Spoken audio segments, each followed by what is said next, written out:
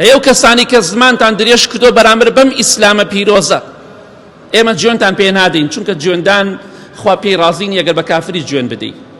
بانگەواز بەوە ناکرێت، دینی خوا بەوە ڕوون ناکرێتەوە جوێن بە خەڵکی بدەیت، ئامۆژگاری خەڵکی بکە.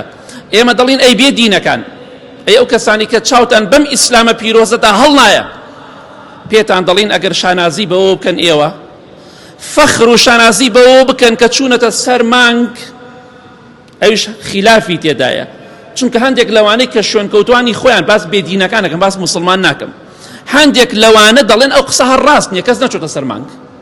جەماعەتی خۆیان باس دەکەن، بێدینەکان ئەوانەی کە ئیشە دەکەن کە بە حساب چۆتە سەر مانگ، هەبووە لە دوای مردنی نامەی جێهێڵاوە و دێتی شتیوان نییە و ڕاست نییە. مەبەستم چییە؟ ڕاست بە یادرۆ بێ. منەکە مەسەلەو نییە. بەڵام ئێمە دەڵین ئەگەر ئێوە شانازی بەوە بکەن چوونەتە سەر مانگ، ئێمە شانازی بەوە دەکەین کە محەممەد صلی الله عليه وسلم کە مامۆستا و پێشەوا و قدوە و سەرکردە و هەموو شتێکی ئێمەیە چۆتە سەروی حەوت ئاسمانەکەیش، نەک مانگ، سەروی حەوت ئاسمانەکەیش چۆتە خزمەتی خوای پەروەردگار. کەواتە گومانت لە دینی خوادا نەبێ، هەرچی خوا فەرموو بێتی، هەرچی خۆشەویستی خوا فەرموویەتی ساسەم حەدیث صحیح بێ، گومان و دوودڵی تێدا نەبێت.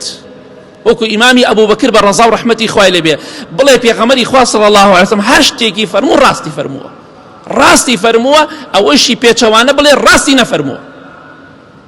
ئەوە دینداریە، ئەوە ئیمانە.